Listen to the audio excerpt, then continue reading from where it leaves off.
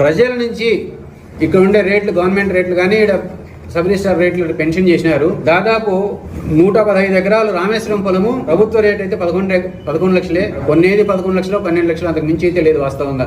మీరు రామేశ్వరం పొలానికి మీరు ఎందుకంటే ప్రెసిడెంట్ దగ్గర మీరు వివరణ కావాలంటే మీరు పోయి పొలంలో రైతులతో విచారించుకోవచ్చు, భూముల మిన్నలతో.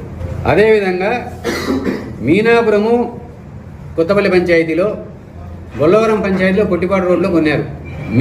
రామేశ్వరం పొలంలో కొనేది 11 లక్షలు, దాన్ని 27 లక్షలు కొన్నారు. గవర్నమెంట్తో కొనిపించినారు. 11 లక్షలది ల్యాండ్ అక్వైరీ చేసి 27 లక్షల రూపాయలు గవర్నమెంట్కి అమ్ముతారా?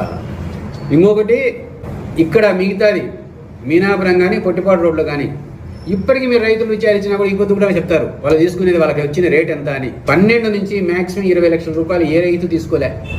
ఈ మొత్తం 480 ఎకరాలు కొన్నారు. 480 ఎకరాల్లో యావరేజ్న కొంత 27 లక్షలు, కొంత 40 లక్షలు అయితే యావరేజ్న 35 లక్షల రూపాయలు గవర్నమెంట్తో కొనిపించినారు ల్యాండ్.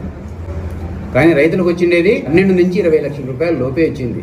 మ్యాక్సిమం ఒక 15 అనుకో, 18 నుంచి 20 లక్షల రూపాయలు ఏడపోయిందా? ఇది మీ అసలు స్కామ్. అన్నిటికంటే గుర్తించాల్సినది.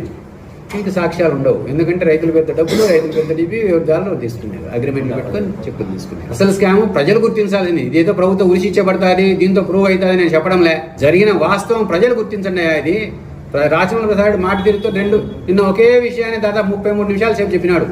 ఈ భూమి ఆడబోయింది, భూమి విలువ ఎందుకు ఇంత ధర పెట్టి కొనాల్సి వచ్చింది? ఈ రైతులు మేలు చేసినారా మీరేమన్నా?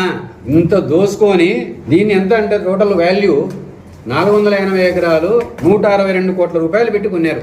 162 కోట్ల రూపాయల్లో దాదాపు 80 కోట్ల రూపాయలు పక్కకు పోయింది. 85 కోట్ల రూపాయలు ఇక్కడ పెద్దలకు